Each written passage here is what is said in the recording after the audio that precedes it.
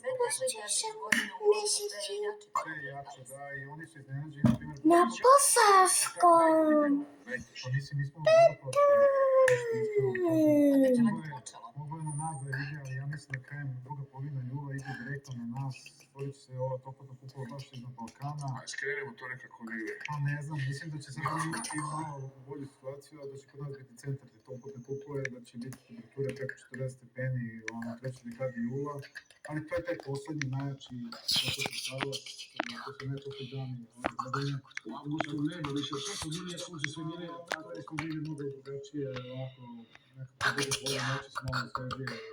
Samo na dugo sam do svetog Ilija, ovo mi je posle vas. Evo, juče gori tlo pod nogama u Srbiji, izmereno 50 stepeni, termometar jednog Novosađenina, na direktnom suncu izmerio neverovatno. Direktno sunce je mnogo Može i da veća se temperatura, bude isto. ali realno mi hodamo po suncu, tako, znači kad mi šetamo po gradu, znači nas to direktno sunce začinje zagreva, dakle, sve vodite računa, mi nemamo te senzore,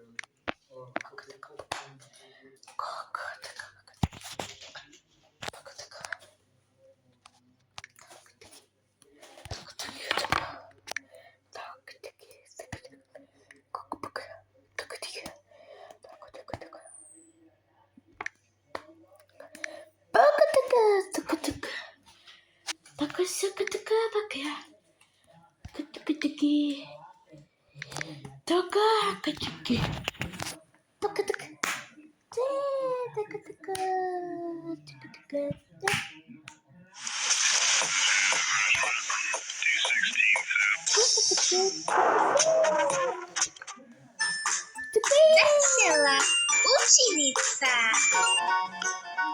Danas ćemo da naučimo koji su to mjeseci u godini. Godina ima 12 mjeseci, a svaki mjesec ima svoj naziv i nosi svoje specifičnosti. Pa da počnemo.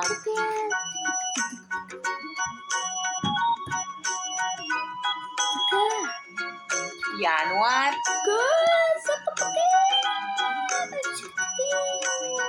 februar,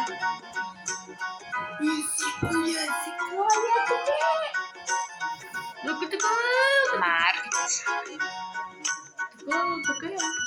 april,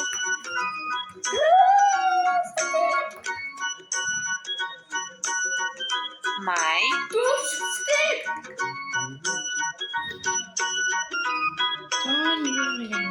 juni, juli,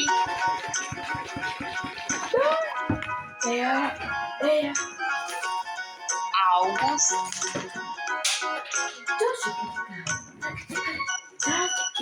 septembar, oktobar, novembar, decembar.